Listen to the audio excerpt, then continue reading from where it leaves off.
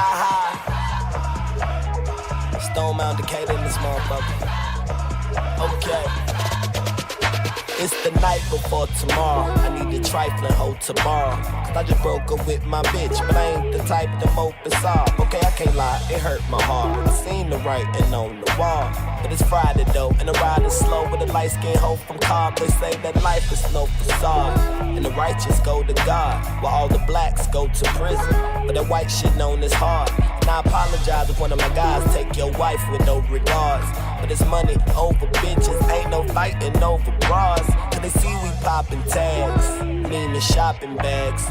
Driving fast with a lot of cash, TVs coming out the dash. Got a full tank in these streets, but I still need to stop for gas. By South the cab, I'm talking Keisha, you ain't even got that. I swear to God it's gonna be a good night. Ain't about that bullshit, so my nigga don't try it.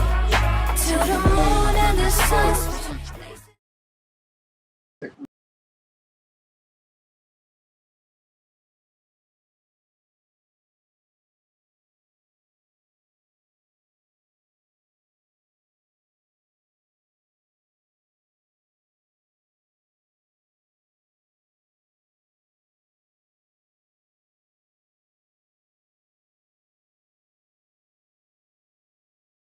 And I'm like, yo, it's Will's fault, but I'm alongside my partner in crime, the one and only. What's going on, y'all? It's Will with a Thrill, professional shit talk extraordinaire, love of the people, culture, and everything about it. Yeah. What up, though? How you feeling, brother? Chilling, blood. Good to see you, man. Banging, know what I mean? Yeah. Well, let me get straight. Yeah, yeah. Only be outside looking for me. I don't know what's Do they? No. Oh, okay. I'm about to say, I ain't trying to call out nobody. Hey, I still move like I live in New York and like I'm 19 and people might be outside looking for me. We come out my front door like this. Nigga, ain't nobody out here looking for you, bro. But once it's built in, and it's built in. Yeah, it's just in there. It's in the DNA now. Yeah, regardless, man. Regardless. So, like I said, y'all, we gotta look at Brandy. That's my guy. He already got y'all featured up here, making it everything so beautiful. We have some super special guests. Two brothers, two kings who I've been trying to get on the show for a minute. But because of, royalty responsibilities, it took a little coordinating, but that was really on me. Yeah, got to coordinate a little bit. I'm just glad we were able to make it happen because we got a lot to talk about. Like I said, I'm a fan of what they do as a podcast. I'm a fan of what they do as individuals. I'm a fan of what they do as black men all together. One time, No Bars Off podcast is in the place to be. Listen, that's one of the things I really focus on because, like I said, we don't have a lot of guests. Right. So that when we invite people on there, like it's really people I want the people to know more about and just share. Because we talk, right? And I'm like, damn, it's a dope ass conversation. Yeah. But I feel greedy because I'm keeping it to myself and I'm learning because we build like that. You know what I'm saying? Right. So one of the things that allows this podcast to do what we do is get everybody else to hear what we talk about.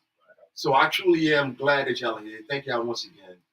Y'all take 30 seconds, a minute each, and just tell the people about you because I can do it, but y'all let the people know what they need to know. Yeah.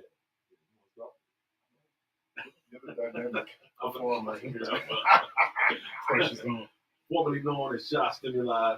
I'm shy. Yo. Whatever else you want to call me. I've just decided to add an H to the shot to make my life easier. I used to rap like really okay. I was like halfway all right. For mad years I did it. In Brooklyn, New York. Now I live in Atlanta, Georgia, loving Atlanta. And then my man Boardwalk Brown got this podcast with No Bars Off, and we big up hip hop lyrics and really breaking down and salute artists and give flowers, but we do it in a way where it's really praising every word, all the verses. Stuff that people, look to, the depth, the lines, the wit, where the let me know when it's a good time that you feel like I can leave and go get them some tequila. And that's something that we do, and we love it. So, hear me, B? Yeah, I like to say, sports center for music. And I go by the name of Will Brown. By the way, Coney Island's on Brooklyn, New York representative, of course. Yes. I know people look at me crazy when I talk about the beach kid and I'm from Brooklyn. They're like, what the hell are you talking about? But yeah, I'm actually a beach kid, but you know, Coney Island wasn't all beaches and smiles and amusement parks. There are some projects back there. So yeah, I've been in Atlanta now. We've been about 20 years now. Crazy. That sounds wild. The whole bit out here. Yeah, I did a stretch. I'm currently serving a stretch out here. What year you got here? I got here I got here New Year's Eve 04. Man, you gotta relax. Yeah. I got here in 96. Okay, so they did it. Oh, yeah, never mind. So yeah, I just got here basically. I just moved. Right. But yeah, you know, No Bars Off, this is what we do, man. Like we wanted to be that the next step, the evolution of that hip hop portability source, and kind of bring people into some of the finer nuances of the rhymes that people might skip over and on this, you know, because there's a lot of these layers that, you know, upon first listen you may not catch if you're not actually tuned in. You might just be listening to the vibe, or you know, not really tuned into the words as you know, listening to them, trying to make sense of them. Right. Most people listen to them just to know them, so they can see them in the club. Yeah. So, I mean, we try to take it a layer deeper and try to get into praising the artists because I know they take the time to do this and put it together. So we want to give them the praise and the flowers that they deserve while they're still in the scene. So that's what we do. I ain't about to air horning y'all all night for it. But listen, it ain't really started off with what I was talking about. But no, that's one of the things that y'all do very well. That I appreciate. Y'all make it very clear about the show. We're here to celebrate the artists and their lyricism, no matter where they're from. Because I remember when I first heard you starting the show, when I started watching the show, you started bringing in artists that a lot of people don't pay attention to because of their lyrics. So y'all will break down a little bit.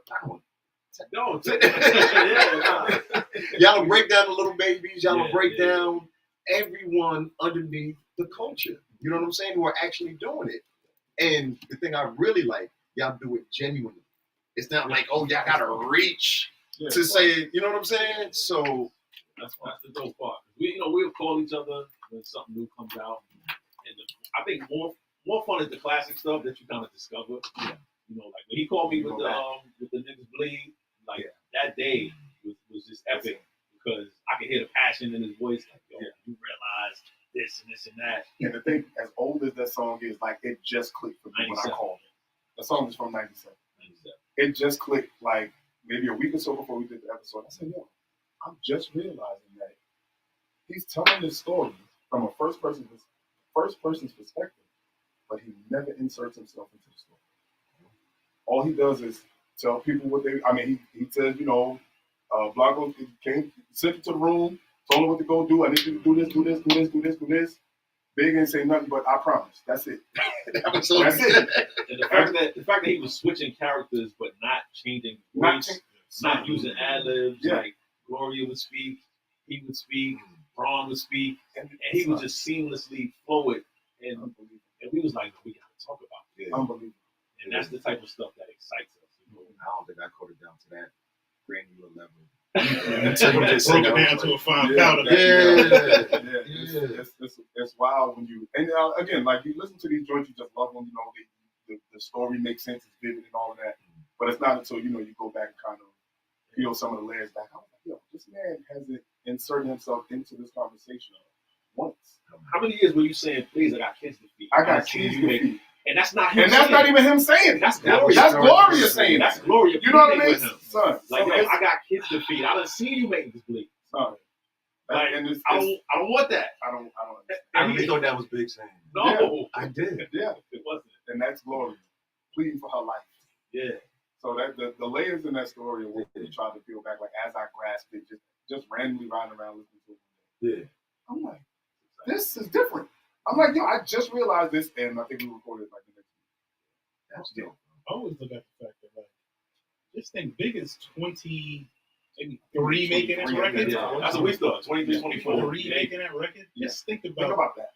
Just think about the evolution of what would have happened to him. Just every time I think about it, I'm like, yo, everybody else is good. I just can't even imagine. I can't even imagine. This is, you know what? I don't even want to get into it. Somebody just dropped the album recently. And I see posts calling people to go. And I just be like, Yo, I told you. I know my phone, like, stopping myself. Like, no, let me tell you something. I'm not going to do it.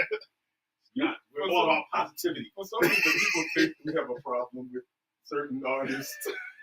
There's a few that are in our typical show banter that come about, and people feel like we got a problem.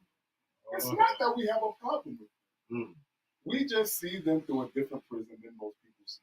Facts. And it's because of the show. It's because of the show. And I think it's because of y'all hip hop knowledge, though. That I think it's more than the show. But here's the thing: some people have been branded. Mm-hmm. Like Illmatic branded Nas for his career. Yep. Pusha T has been branded as this gifted lyricist, right? What we do in terms of breaking down bars, I had to do it. I had to Smell that.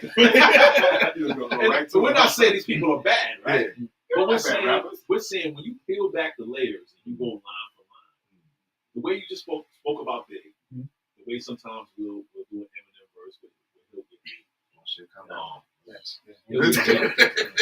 A Royce, a Andre 3000. Yeah. There's so much attention to detail.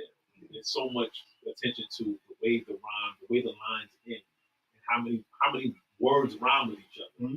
It's like, bruh, like if you're not doing that, right? How can we place you here? Yeah. You know what I'm saying? If your content hasn't evolved, how can we say these things? That's definitely a Pusha shot. Hold on, It's not bad. We're not saying anybody's bad. Yeah. The Lloyd Banks episode was kind of a little bit bad. That was a reaction. I don't know if that's what it was. A reaction. I saw the clip. And I saw the clip. Because that's what made me, we talked about it briefly on here. Okay. Right? Because we'll take a, how would you put it? Holistic view of the project. Yeah. And say like, yo, what do you rate it? What do you think of it? You know, is it playable? You know, things like that. And I keep telling him, listen, listen. No, not too much of Queens. I mean, he's very protective of Queens. My wife's from Queens. So that the Banks project, and I've been saying about Banks for mad long. He's very mid because of his voice. Because of his voice. Okay, so go ahead. Which way are you going on? Right. Is the voice helping or hurting? I think it's hurting big time. Okay, so his I don't know if you got to the whole issue. I mean, the whole episode. You saw a clip. I saw a clip. That's all I saw. I saw a clip of the doubles. I don't know. That's the thing with Lloyd. His voice is so powerful, and he's so used to being in 2010 and doubling his voice. You don't need that. Your voice is strong enough to carry a song on its own. You have to learn to use your voice as an instrument. With your voice being that deep and gravelly and raspy, how would Jadakiss sound doubling all his vocals? It wouldn't sound right. It would sound barrely and it would sound heavy. And then you're using all these dark, chordy strings behind the music on top of that. It makes it very dark and murky. I get sleepy. And then you don't smile. And then you don't smile. You don't smile. You don't say a punchline as if it's a punchline. Right. Like you catch it. Yeah. No. So it's not that he can't rap. Oh no, I wasn't saying that at all. Yeah, no, it's not that he can't rap. So I think in that episode, if you ever get to it, I think our inner A&R came out, and it was like, you know, as former artists, we have a different view of like, okay, I can hear that your voice is twice as heavy on the song. You think everybody else doesn't know that? Right. And it just sounds like it makes the song dark. It makes the music dark, and it shouldn't. So what's the brand of Lloyd Banks? Is that out of G Unit, he was the guy. So it's hard for people to get over that. Right. We got hate on that episode. Listen. At the same time, it was our top 5 most entertaining. Right. Some people were like, yo, I get it, but it was the most entertaining. Other people were like, yo, you gave a real reaction.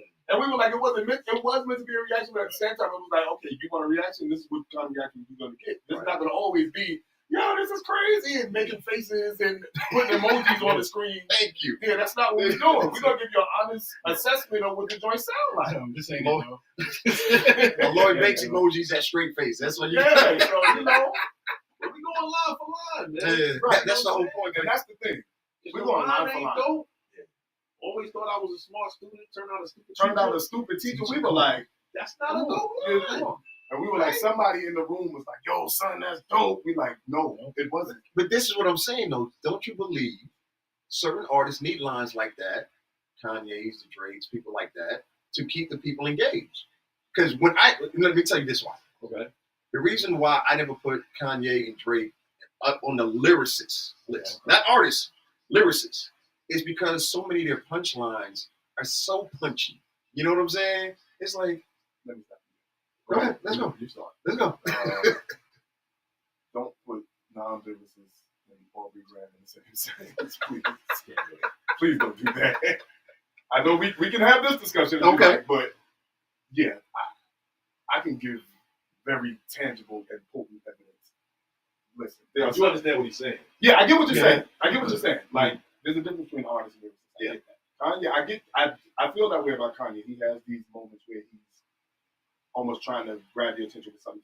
Yep. And like the punchlines are kind of they're made to be they formulated like that. Yeah. A lot of Drake's metaphors go missed because they're so layered. A lot of his entendres can be. They're also something you can miss because again, the way he breaks words up into separate syllables and does this kind of thing, it's if you're not listening for it, you'll miss it. Yeah, I'll just say that. So, No, listen. And the reason why I'm talking mostly, and I should have said this, because Drake's body of work, and I'm not going to turn this into an Aubrey episode. Right. Promise you. Yeah, Not. yeah. But like you said, got the pop. Let's go, Aubrey. but it's like you said, he has so much material, right? Yeah. I know what you're talking about. Like people ask me, like, "Yo, do you like Drake?" I'm like, "Yes, I like Drake when he raps." Yeah. I don't like the singles as a listener, as a DJ. Yeah. I need that. Right. But when it comes to me listening, I like the darker cuts, the album cuts, because I understand what you're saying with that. You know what I'm saying? But he still uses his voice, inclinations and things like that, and does the change ups. So that's what I think. If I'm not saying Lloyd should do what Drake does, but if he did something more of that, it would be easier on somebody's listening ears who are just driving, rolling around. Because I tell people, like Memphis Bleak to me, had some of the greatest driving music in hip hop. Just like you throw that shit on and just ride. You know what I'm saying? It's just, and it's just enough variations in those songs. You know what I'm saying? So that's why I like using Bleak as an example. They're like, Bleak, you know, like, go back and listen. So, he got some joy. yeah, come on, Queens, go ahead. Take up your Shit, bits. he got 9 J rates. Queens get the money. He got 9 J records. Hell yeah, them shit go. I done came up, put my life on the shit. No, yeah, I bet. Shit's retarded. But like I'm gonna put the whole fucking conversation. Come on, I'm a Drake fan, so I can't say I ain't got nothing bad for him. If anything, I think now he's becoming like. I think people that shit on him so bad, you kind of forget how good he is because of everything else that's out right now. Yeah. And he has so much fucking music, like so much. And some of the shit, to be honest with you, I don't fuck with it. It's not good to me. Right. Like Scary Hours is trash. The whole project, the whole mini project. That shit had 2 songs, maybe. I thought was on. So, I said he had about 2 songs, and I thought the rest of that shit is that. I get like 5 songs. I feel like you. I just know that when we do for Drake on the show, and we really get into, what was the joint with Jack Harlow? Please. The SUVs? What was it? It's not SUVs. It's something else. To be honest, your financial situation is my biggest motivation. Is how you should take that statement is based on what you make. Come on, man. You say stuff like that. Come on, man. Come on, man. Like, it's those kind of lines. Yeah. You like. Because the first time I heard it, I ran it back. Yeah. Yes. Yeah. And I didn't like that Jack Harlow. We talked about it on the show as well. Well, I didn't like the first half. I thought the first half was just like a bunch of throwaway tracks. And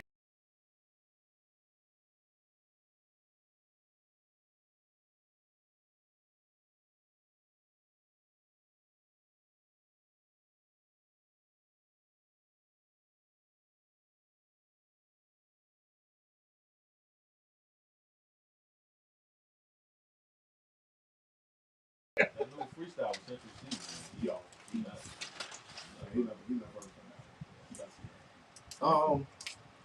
let's transition just a little bit. Okay. When y'all started No Bars Off, when was that? 2021. Okay. So let me ask y'all this: how do y'all feel about all these other podcasts biting off y'all style. Yo. I'm It's like just this, you know what I'm saying. saying, son? I'm gonna just say it like this, son. You know what I mean? It's like, boom, you know, I seen niggas like, you know, niggas seen the Nas joint, and it was like niggas bit off a Nas. You know what I'm saying? I'm like, I don't want niggas sounding like me on no podcast. You know what I'm saying? And it's like, boom, I get the knowledge to that shit. Keep going, son. But nah, you know what?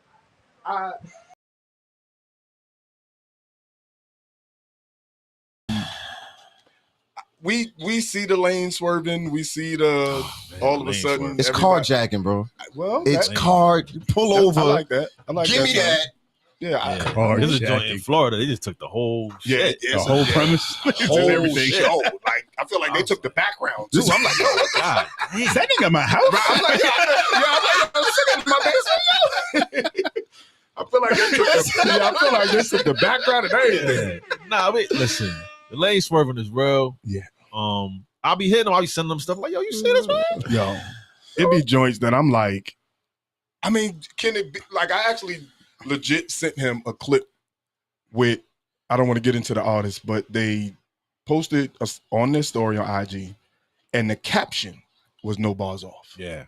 Like that was the caption. I was like, but even artists doing it, which is cool.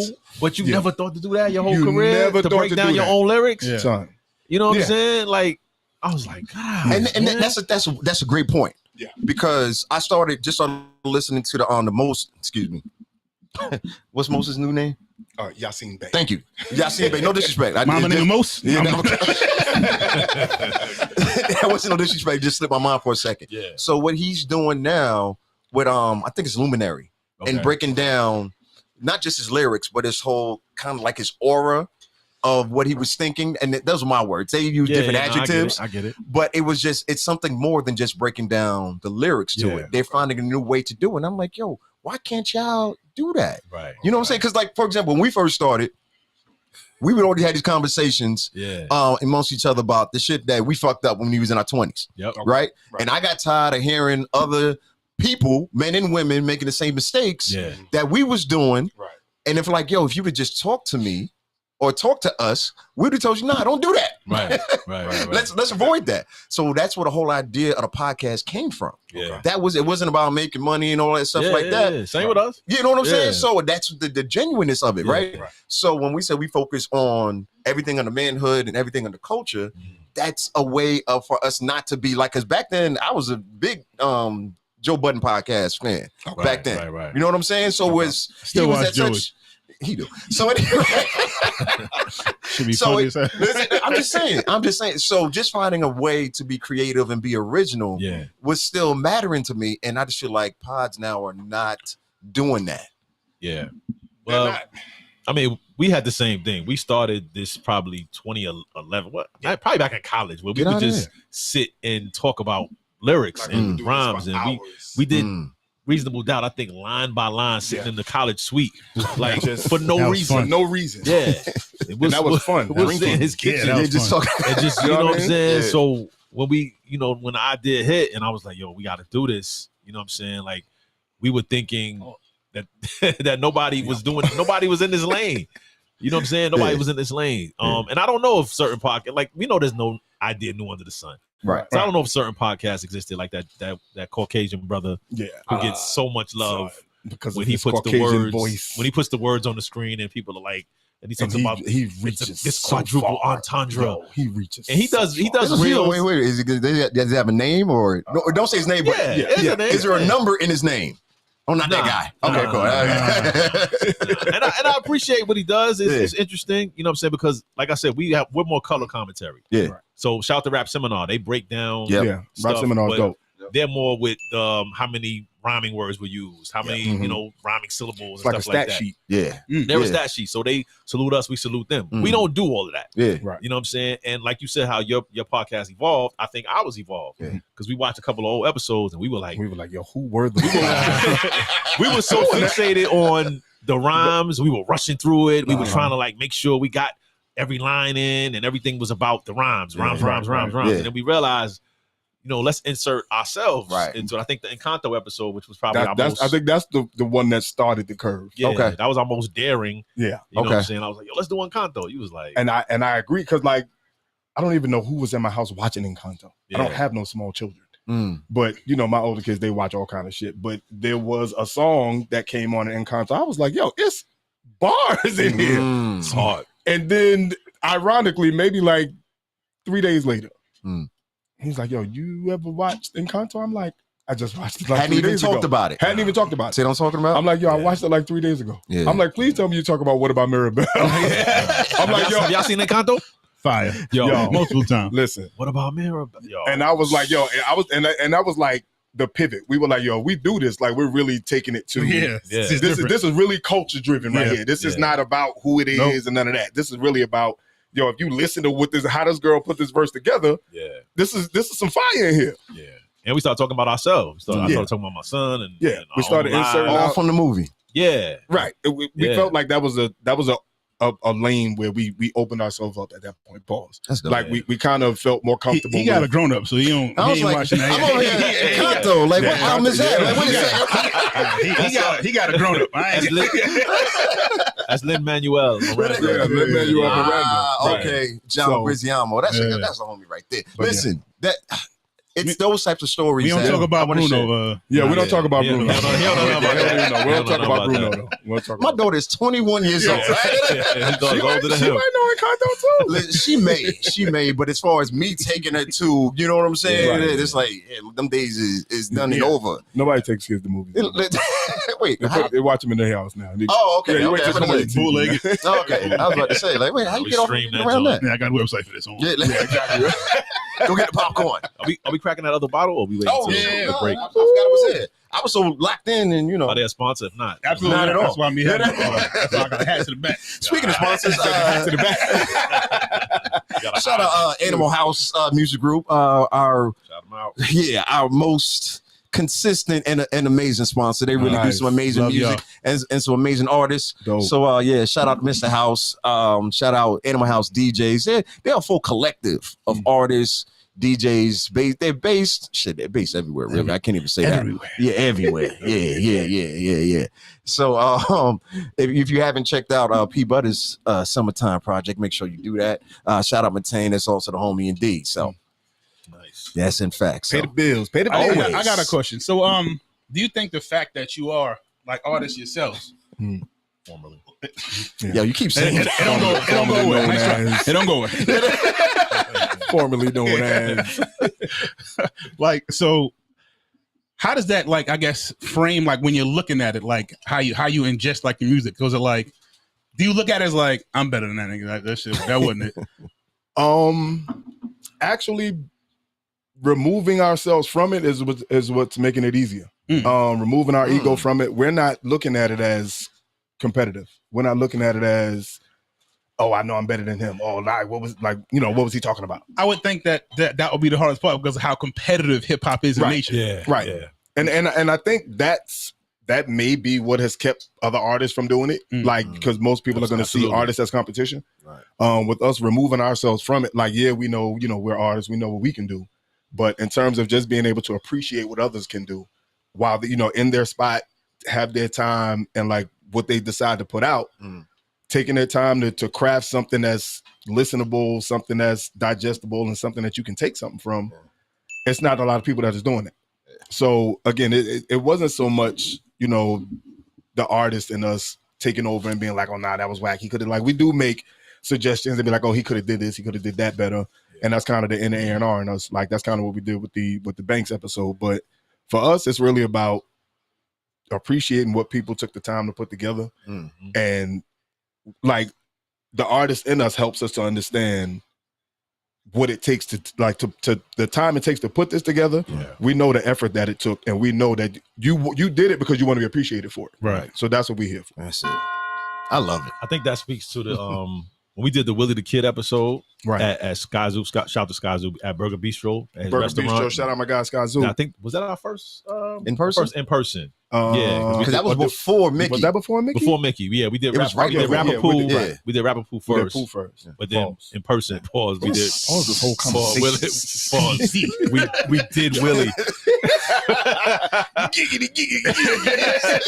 So when we did Willie, Sky was watching. Yo. No, and he can't. He was like, yo. He was in awe because he's like, yo, I know how you are in terms of like critiquing. And he was like, yo, it was amazing to see, me in that space of just saluting and breaking down bars and really catching everything and just removing ego, removing rapper battle competition. All of that was gone. Right. He saw me as just like podcast host, getting deep into the layers of the rhymes. And I was like, yeah, son. Like, I'm done. Like, I'm at work. I'm not going home. Like, you see my press pass? I'm about to wash this nigga up. Yeah, you know what I'm saying? Right, go home and record something. I wasn't going home like trying to, what I mean? And people like Andre 3000 when we did the oh my gosh, when we did the party. Was it the party verse? Life of the Party? Life of the Party verse. God. I went home feeling like, I'm glad I don't do this anymore. Oh, yeah. Okay. Listen, man. When Andre sends you over, I'll be thinking this, so he be like, hey, bro, I'm not, yo, it's your song now, bro. Yeah, you can have it. I muted mine. I muted my verse. You take it. I'm going to put it on my album. Listen, bro. I'm going to do the intro and the ad-libs. I'm not doing that. This guy is really, really a unicorn, man. I can't. Yeah, it's ridiculous. I felt really happy. Yeah. I was like, I'm in a good space. Yeah. As a podcast host. That's funny. Speaking of that, I don't know if you've seen this meme that's going around where they have people telling stories about, okay, what did you know over for you in basketball? Yeah, what did you know? Some dude was talking about he played against D Rose. They gave him 61. He was like, I started filling out academic scholarships the next day. That's over. Yeah. I told my Stephon Marbury story. He had more points than my whole team when he subbed out. That guy, this ain't gonna work for me. Imagine growing up playing with this guy. Like I've literally played against this guy. He was in 5th grade, and I watched him pull up and hit free throw line jumpers all night. I watched him have 42 in like 3 quarters and leave. Yeah. We were up like we were 10 years old. I didn't know what to do. Like he's literally the coach is just extending the zone further out, and he's just shooting from further and further out. Yeah, and he's just knocking these shits down. Yeah, people like Marbury. It's not fair. It's not fair. When your whole family is all stars, it's like he was there. And the scary part, and here's the scary part: he may have been the least physically gifted out of the family. Yeah, that's why. Eric, his older brothers, Eric and Norman, were animals. Eric was 6'4", 6'5". His brother Norman was 6'4". Animals. Eric played actually at UGA with Dominique. Oh shit! Okay, got drafted by the LA Clippers. Blew his knee in camp. Never was right again. Damn. So yeah, that lineage is ridiculous. Listen, that lineage is unbelievable. I saw Steph play in high school at the Garden, and I remember just watching him, thinking to myself like, "This got to be the best player in the history of the world." Like, because you watching him, it's just like, yo, he's playing, and like you said, physically, he's not that tall. He's not that tall. He's like 6'2", but he's jumping over everybody out of the gym. When he's shooting jumpers, they're unblockable because he's like. Yo, he's jumping so high. It's just like, yo, what the are you? game before that was us. Yeah, so I was watching too. Yeah, man. So I'm telling you. But yeah, you hear these guys like when you hear them on certain songs and you listen to them, and you like, well, damn. I'm glad I ain't got to try to follow up nothing like that because dudes like Dre 3000, Royce, Ransom, like sometimes Ransom is the only person that I will say. When I listened to these last couple of albums, oh Lord, knowing that he and I were, around the same time, grinding, had the same, I would say, Achilles heel of maybe beat selection or choruses or song make, whatever it was. Right. That I look and I'm like, if I'd have kept going, just maybe, you know what I'm saying? It would have came around. And the fact that he's not doing the conventional videos and touring, and I'm like, that's me. Yeah, I would definitely be sitting home dropping 7 songs. Like, that's my new album, y'all. Another 7 in this era. Yeah, in this era. A 5-song EP and get it out in an hour. Here I go. And be at home eating. Yeah. Wrote a song about it. That's here it go. That's the it. only person that I think to myself, What about how you feel about Joyner? I like Joyner. I love Jordan's dope. And because you just reminded me when you said creative, not doing the same types of videos, Jordan's dope. and the whole schemes that he does. You know what I mean? Jordan's So- joining what's the video with Rotimi doing? Broski. Yeah, Jordan's dope. Just the concept. Yeah, of the concept. Bro, where did the concept come from? That's why I look. To me, like his imagination is the part. Like, he can rap his ass his off, thought don't get me wrong, process is but crazy. just Like the even rap really the well. other video he did with the black and white, the black and white dude, like the black dude telling him what, that like the Will Smith, the Will joint. Smith the joint. Will- yeah, like he Joyner. I think Joyner he's a is creative dude. is a product of creativity and money. I hate to say, It don't hurt. I hate to say it like that. I mean, don't hurt at all. But shit, I think he'll admit that. You know what I'm Yeah, saying? There's yeah, got to be a yeah. lot of opportunity for things Yeah, like that. Come yeah. on, I know I man. wouldn't. Listen. Yeah. I can imagine having, we had a lot of crazy ideas. What if we did this? Listen, But to have the ability to just to do just it, do it. Yeah. Listen, that's pretty cool. Mm. listen, It's pretty cool. listen. After Key sent out that picture of us from the last throwback, the Thursday last picture. throwback Thursday Yeah, picture, we gotta put that out, man. Yeah, we gotta put that. We gotta. Got Listen, that I can only imagine what's in y'all vault of footage and content that y'all ain't put out there yet. Listen, So what's the hold up? What's the hold we up? have a lot of. You talking about the No Bars Off stuff, or I'm just talking about rapping? y'all individually. Oh. I'm talking about because we didn't even get. Wait, first of all, Yeah. talk about y'all college days. Represent for the alma mater real quick. Hey, Shout out to statute Delaware of State. limitations still up. Shout out to Delaware State. No, yeah, is it 23? Yeah, 23. Yeah, 23. I think I'm good. I think We I'm good. good. We good. Yeah, we met in college, man. Yeah, Delaware that's the State funny thing, man. in the '90s, man. Yo. Yeah, it was just beautiful. Man. Look, the kids call it the late 1900s. The late 1900s. We were in college in the late 1900s. Yeah, life. But Was yeah, beautiful, life was man. We so different, man. Played ball. Yeah. He was on the squad. Yo, it was. Yeah. And it was so different. Like the crazy thing about it was Delaware was like this central location for so many like major cities. Mhm. Like you had New York, you had New Jersey, you had Philly, you had DC, you had Maryland. Maryland. Like you had a nice little collection of people from just about everywhere. Right. So of course, naturally, when you first get there, you're gonna click up with the people that you realize From that, yeah. Right. I'm walking around campus wearing obvious shit that say Brooklyn. Like I want it says like a name tag. Like Anybody? anybody? Like Bueller. Yeah. So, but yeah, between playing ball and just being around the same circles, and then once rap conversations jump off, that changes everything.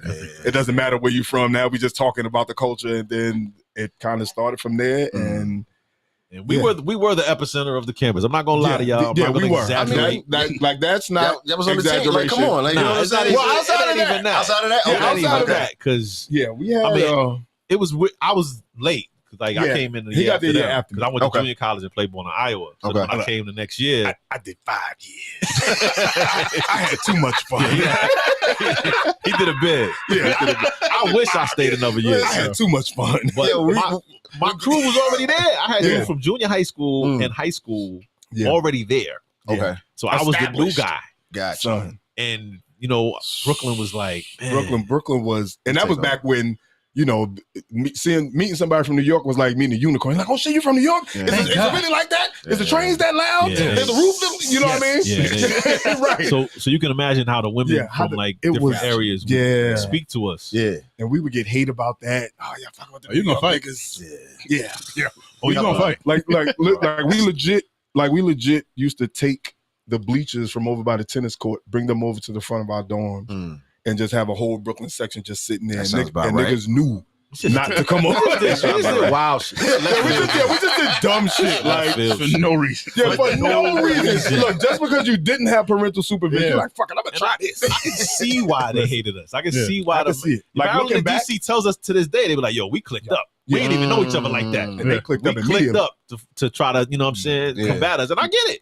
That shit was They like, must be stopped. yeah, that's how it was. Goddamn Thanos ring.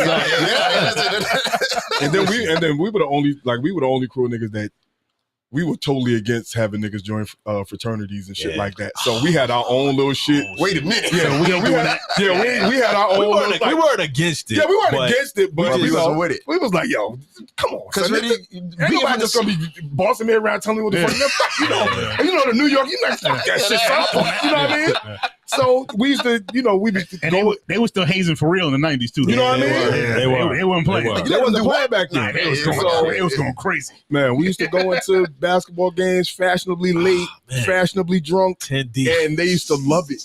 Like the chicks used to love it. The cafeteria was an event, and my God, my wife went to Clark, so she tells me the difference.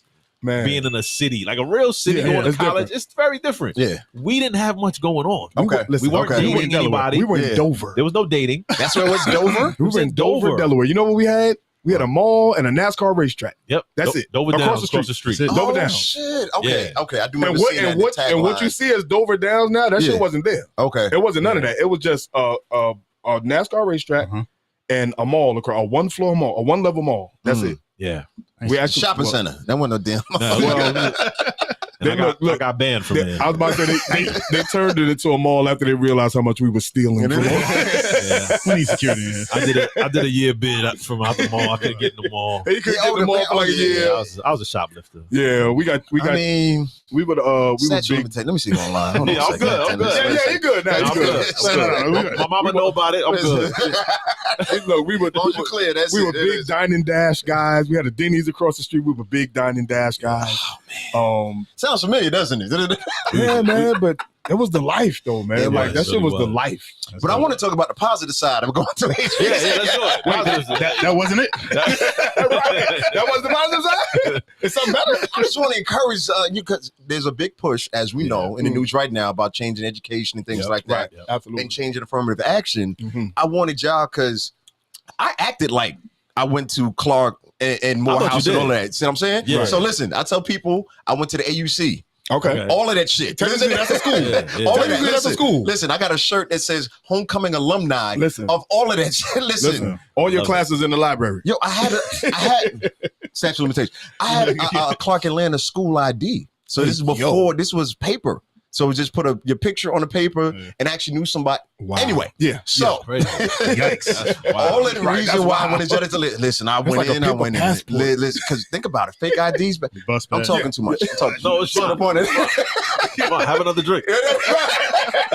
Relax, calm down. Take a load off. Look over here. This I know it gets you. So no, but that part of the connection y'all have 20 years later, you know what I'm saying? I wanted y'all to talk about that because people are looking at it like, oh, a lot of our students, their only choice is going to be HBCUs. And I'm like, yo, what are y'all talking about? So since I didn't officially go there, I wanted y'all to talk about that part as well as the camaraderie in the building. That's a positive word for the shit y'all was doing. Yeah, camaraderie. I like that word. Thank you. That's SAT word. Yeah. We still, I mean, the network is still strong, man. We just got another one of our brothers to move out here. Moved out. Yesterday we was clicking up with the dude that my man Ivan. So we on cable access. Shout out my guy Delaware. Ivan Thomas. Okay. DETV. Yeah, DETV. So we on cable access Delaware. That's all connection from Del State, from homecoming. Got it. We went to homecoming in October. Crazy. He was like, yo, I love the show. Yeah. I want to get y'all on cable access Delaware. So we in all Delaware homes, for the last 6 See the months. guys? See what I'm talking about? You know what I'm saying? Like, and that's without pledging. You know what I'm saying? But nah, because pledging is big too. You know what I'm saying? So I want to shout everybody out. Brotherhood is big. But just having those connections, man, it's something about the collegiate connection that just is for life. You know what I mean? Like, and it's something about the HBCU connection. Like, it's something about matriculating and growing with people that look like you, and even struggling with people that look like you because they understand it. Yeah.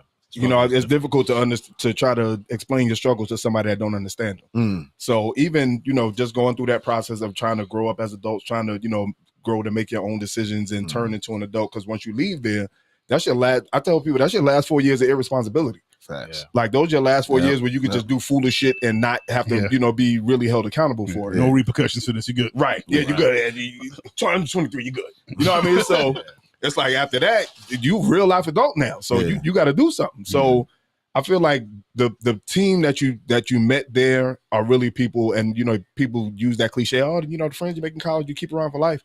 And that really happens because those years are kind of your first formative years as adult. Yeah. So those people are from the foundation. So like me and him, we've known each other for what, 30 years now almost? Yeah, 27, 30. And like, and you think about the like he said, we just had somebody else move out here.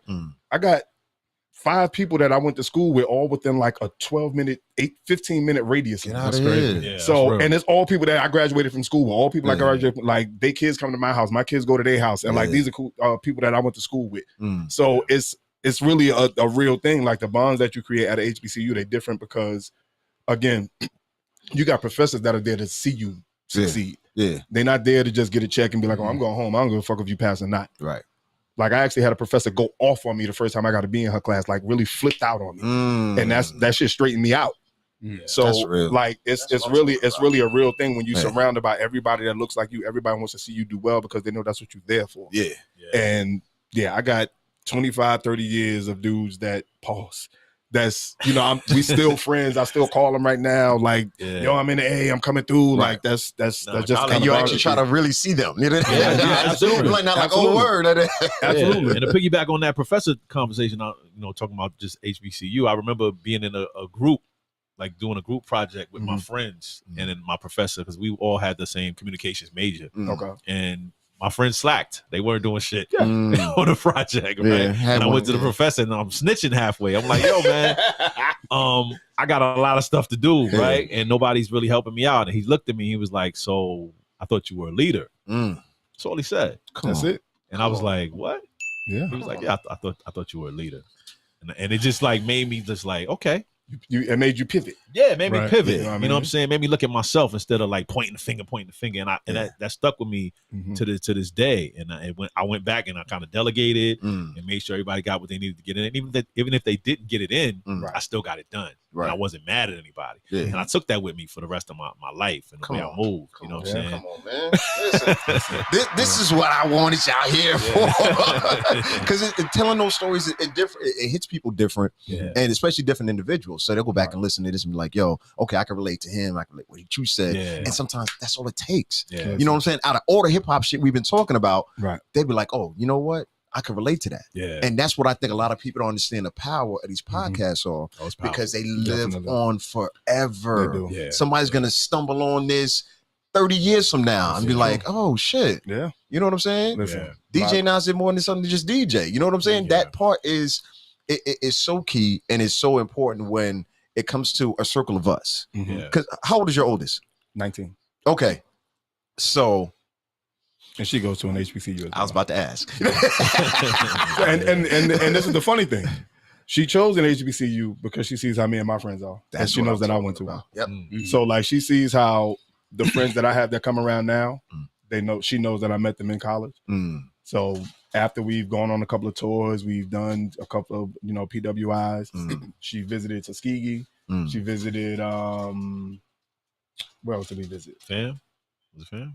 No, it was Tuskegee and shit. SHI. Blame it on her. Right. Southampton. Yeah, right. But she ended up choosing Hampton because again, she was set on HBCU and she just wanted to have that HBCU experience. My youngest son, only in he's coming up and he'll be junior high school. Okay. He already got his mind set on NCAT, North Carolina A&T. Really? Like he already has in He's his mind. visited the campus and all that? Visited the campus and everything. He's like, oh yeah, I definitely want to go to HBCU. So it's not just, I don't just say, oh, you got to go to HBCU. Like I take them places. Like I used to work at Clark for like 3 years. Okay. I used to let them come up there for like, when I had to pick them up from school, let them come on the campus. When I had to work homecoming, I let them come on the campus just to see what the atmosphere is like. They're like, oh, this is a bunch of us up here. Yeah. And it's everybody's not going to jail. So yeah, let's see what this is like. So it's a beneficial thing, but like I said, I try to live it by example too, because again, the people that they see me surrounded by, they're like, oh, you met him in college. Y'all still friends. Y'all still good friends. Right. Like, so yeah. The difference with high school and college, with I still have friends from high school as well, but with college, you kind of live with people. Exactly. And that's the thing. That's big 24/7. Yeah. 24/7. You see people in they full essence. Yeah. And you're making your own rules. Exactly. You're making your own rules. Y'all all did the same dumb shit together. Y'all all got in trouble together. Like, so these are people that you actually, this is your first outside of your parents' house living experience. Yeah. You really know people. So that shit was really like 4 years of the real world. And it just didn't have no cameras. I'm so glad they didn't have cameras. So glad they didn't have cameras. Oh, shit, man. Jesus. Shit, I'm glad they didn't have cameras back then. Thank the Lord for that. Thank the Lord they were so grainy back then. Listen, tell me you know what I'm saying? He over there dripping gravy. That's why I said I let him take the fan. Yeah, I understand. Yeah, it's cool. It's cool, you know. Yo, Darkness, everybody. Yo, I swear. Anyway, I want to say let's stay focused, but because I know both of y'all. No, your son is older. No, both of your kids older than his kids. So that's why I was asking that because, like I said, my daughter's in school. She's almost done. She's going into her senior year now. Nice. And she goes to Georgia Southern, making me proud and all of that. But I actually was trying to show her the HBCU, and she was like, "Yeah, no, I don't want to do that." So, but you know, what it came down to was her major at the time. Oh yeah, that's important. The nursing program at Georgia Southern was giving her more money than anywhere else. Like, money helps. We did listen. Money helps. Come on, and she understands that. We went as far as we went back when we was in New York that year, whatever it was. Okay. I took her to a St. John's University. Nice. Because she swears she wants to move to New York, and I keep telling her, "What? Yeah, Listen, escape." Because she would go up and stay with family during the summertime. New York is fantastic. In the summer is amazing. New York is a mirage in the summer, bro. And this is from a native born New Yorker. New York is a complete mirage in the summer. We all are. That's what I'm saying. For 2 weeks. For about 2 to 3 weeks, New York is the greatest place on earth. In reality setting. It's top 5. Anytime after Halloween, I was like, "Baby, you just don't understand." Like, listen. You got as far as Halloween? I mean, listen, anything after Labor Day is a dog. Anything after Labor Day, it's already fall weather. It's already 58 degrees. Break out the winter clothes. All of that is over with. Don't let us start our New York bashing. Don't get me started. It's not that at all. Hey, but I was just giving it as an example because, like I said, it's just very powerful. It's just very important to me, especially with the education and all the talking and me running my mouth in schools and things like that. Yeah. I just need us to pay more attention to it, and just really just understand like these connections, these valuable connections, are lifelong. Absolutely. You know what I'm saying? Like you said, from high school, I think I got about 5 solid friends from high school I talked to, and it's a strong circle. Right. You know, I'm gonna be your best man in his wedding next February. Oh, that's dope. You know what I'm saying? You So, DJ but too? No. Yeah, somebody else. Same time. Come on, man. He just gonna critique the hell out of the DJ. The whole time. You got prime time that thing, man. You got prime time that thing. You in Atlanta. You got to pull double duty. You got to do the best man go change. No, he's getting married. He's getting married in Florida. Oh, okay. That's where he lives. But college, it's a little bit more, but it's that core that we're talking about. You know what I'm saying? So I saw it from being on the AUC campuses and meeting so many people who went to Clark and Morehouse and how they still look out for each other 20, 25, 30 years later. Yeah. I don't know if that happens at other schools. I don't know. I don't know either. I don't want to find out. It's different. But yeah, it's really just, it's almost like an extension of once you leave whatever neighborhood you came from, it's like these are your transplant friends, but they end up becoming lifelong friends because again, these are the first people you live with. Right. So it's like these are your first, when you move out of your crib and you get your first roommate. These are like even my very first roommate in college. I can call him right now. Yeah.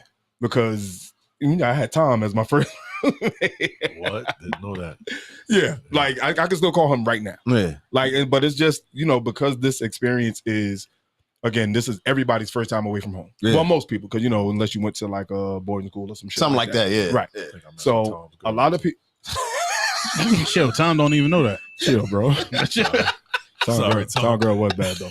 But it was it was a first experience of everybody being home, away from home and having to make their own decision. Facts. So that shit turned into, all right, I know if I get drunk with this nigga, it gonna go left. Yeah. So matter of fact, me and him gonna go, we're gonna get a bottle, we'll chill out, we could go to a party and then we could, what I mean? So I gotta worry about them. Right. You know what I mean? So even being able to decipher who you can party with and shit like that. Like, so yeah, it's man. It's different. That shit is different, bro. It's different. All right. I don't know what you got? Because I just wanted to have a conversation. I had another music question. Oh, let's do that. So let's do it. I always say like New Yorkers, we're, especially in the 90s, like it's such a bubble of what hip hop is. Yeah. So y'all go to Delaware, or maybe it doesn't start there. Like when does like Southern rap gain your attention or gain your respect? Okay. The very first one. Yes. Yeah, we got a story. So, but you've done Southern rap. Yeah. before it's time. So I have. Yeah. Okay. So my musical catalog of listening varies. I listened. I had a Police album when I was like 11, and I wore the shit out. Pause. Synchronicity, by the way. So I listened to a little bit of everything. That was the name of the album. So I've done like the early Outkast and the early like Tila, like Tired of Ballin' and shit like that. I love Tila. Like I did shit like that just listening to music. Yeah. And like you see the fucking dumbass album covers in the back of the source. Like you're like, what the fuck is this? You know what I mean? Should look like a Rubik's Cube. Let me see what this shit sound like. So just shit like that. I think the first thing that like stuck, pause, had to be the reprise version of Plays Ball. Plays Ball. Yeah. You said reprise. We don't use that often. Yeah. Oh my God. Yeah. The reprise version of Plays Ball is fucking insane to me. That's the way. Like, that shit is I'd insane. play it, but they'll cut it off. But that shit is just a way to. The keys and like that shit is insane. That shit is like real rider music. Yeah. But then once we got to like and country grammar and shit like that, like once we started getting there, I'm like, okay, the South really do got something to say. Yeah.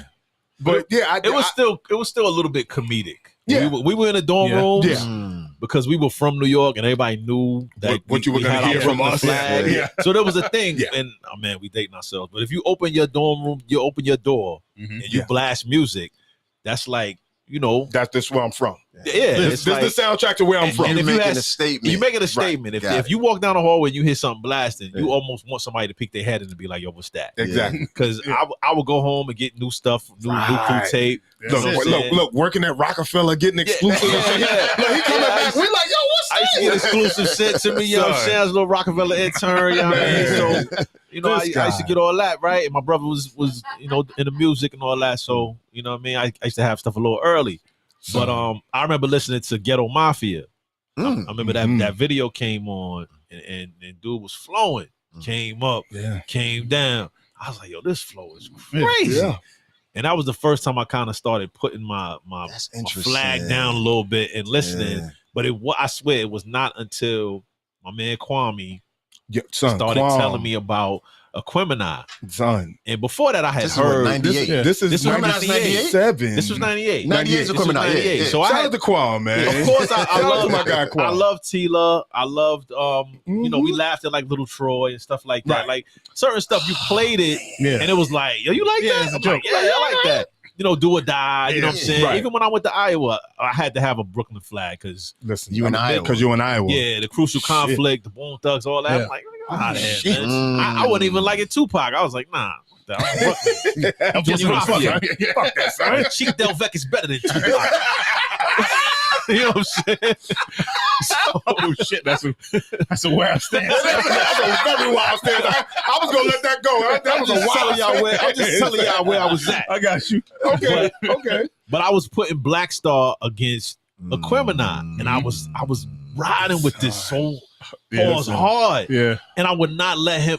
He was like, you yo, just didn't want to let it win. He was like, yo, just listen to it. Listen. I was like, no, man. No, Most and Quali are nice. Yeah. They're the greatest. Yeah. Like, you hear what they saying?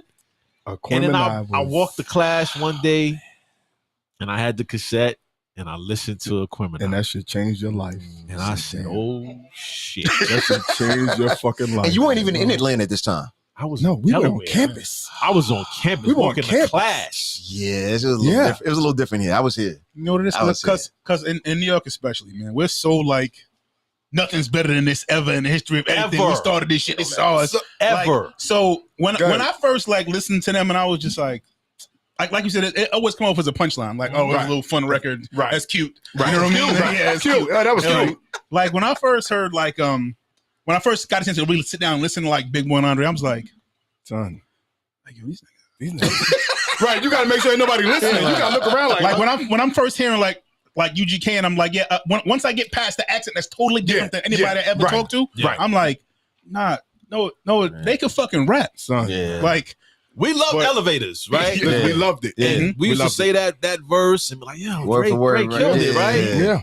But it wasn't until like I really like put down the walls and listened to Aquemini, and I was like, that shit was magical. Damn. But you know what's funny? I'll tell you something even funnier. It wasn't South music that did it for me first. You know what the first album that I don't want to say album that blew my mind. I'm talking about the first album not from New York that blew my mind. Got to be The Chronic. No. Okay. Before that, NWA. I was about to say, let me guess. Goddamn. No, I'm sorry. No, you're good. Apple for Zagging. We were talking about that the other day too. Listen, that album. That album completely blew my mind. Not only because of the material. The material was nuts. I went back and listened to it. I had no business listening to that at 15 or however old I was. No business. That wasn't my main when we heard that. Exactly. I had no business. I had no business listening to that at all. But listening to the production of it, listening to the sound, listening to their version of what I see, you know what I mean? They street version. Yeah. Listen, Niggas for Life was, I literally wore the tape out, like going to school on the bus with a Walkman. I'm really dating myself right now. But yeah, going to school on the bus. But I literally wore the tape out, like the shit popped, and like I had to get another copy, like I dubbed the copy, all kinds of shit. Like I literally wore this tape out because Cali was different though. Like Death Certificate, you know. Oh my God! Don't get me started on Death Certificate. You know what I'm saying? saying? Not to ask y'all. So Cali was different. Cali was different. And listen, and I've said this for decades now, and I'll say it again. Oh, he about to in company. Nas's Ether was probably one of the greatest diss records ever. You're gonna say No Vaseline? However, of course, No Vaseline will forever. Listen, understand something. I think Ether might. I think Ether might have it, yo. The factuality of Ether was wonderful. The fact that it was one man against five. Yeah. And he decimated everyone individually. He did. Yeah, and I mean, like literally ended them. Like NWA was no more after that. He did. After Niggas for Life, like that was their last really halfway decent album. Because let's not forget Q was writing for all of them. Right. Everybody. So I agree. Listen, he dismantled both of them. We might do a show on, right? Yeah, absolutely. You already broke it down already. No, we didn't do No Vaseline. Yeah, we haven't done that. I listened to Ether the other day and I hit him. I was like, yo. Ether is listen, Ether is, I always say, Jay-Z is the only person that could have survived that shot. No, seriously. Nobody else could have survived that shot. Like, everybody else's career is over after that. Yeah. Like, listen, after J.J. Evans get gunned up and clapped quick, I don't know how you come back from that. You know what I mean? Like, I think Ether is Nas 36 in the karate class. Listen. That's his gift and curse to me. Listen. To me, that's Nas's gift and curse. The fact that he can do something like that. The fact that he can zero in and pinpoint and rhyme like that. Listen, man. And he doesn't do it often. And most of the time he has most of the time you all over the place. Art, string, like. Nah, he listen, that right there was that shit was a headshot. Yeah. Like he is the and listen, and this is how you know the shit was lethal. Jay had to come back, and you started it. Like you started the beef, and he don't normally do that. Nigga hit you back, and you got mad. I was there. Son, Ether was so good it makes you forget how good Takeover was. It almost makes you think Takeover was terrible. Takeover was terrible at this point. Takeover was terrible. The Takeover was terrible compared to Ether, bro. That shit was fire. Takeover was terrible compared to Ether. That shit was life. That shit was really life changing. Like messing with your little brother, mushing him, son. and he just cocked back and listen. What happened? What happened? Exactly. Yeah, so your friend's trying to explain to you what happened. Listen, that shit was bad. That shit was bad. So that's the top two for y'all. Between Ether and No Vaseline, those are the top. I mean, there's probably something else I'm not thinking about. But No Vaseline for me. Pause. Let me get a drink. Never mind. Pour me a drink. Sit on that. Please. Lord, hey, you take some. Yo, because I kind of felt where you was about to go with that, and it's like, number one, will I tell you, I hate lists. Okay. Lists of all types. Lists are terrible. I despise them with a passion. Lists are terrible. So love them. The only thing I see, and this is why he pulls me into those lists, and I'm just like, the only thing I shouldn't say that. one of the main things we used to debate when we first started in the studio, another studio. Okay.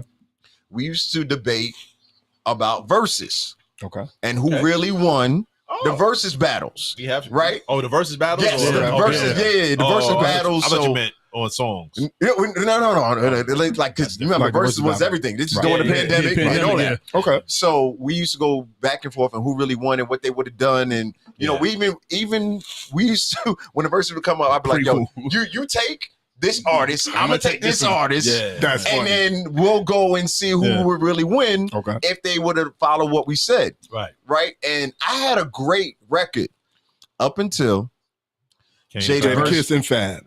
I know it. Listen, come on. Let me tell you something. Listen, I did too. Listen, I was. I'm gonna tell you. I'm a Fab fan. I'm a Fab fan, and I'm gonna tell you what happened. And I was over here like, this is my assessment. This is my assessment. Fab let Jada trick him into trying to go gangsta bar for bar with him. That's not what you do. Fab, you are the chick song guy. Put Trade It All on, my nigga. Listen, go with all of that.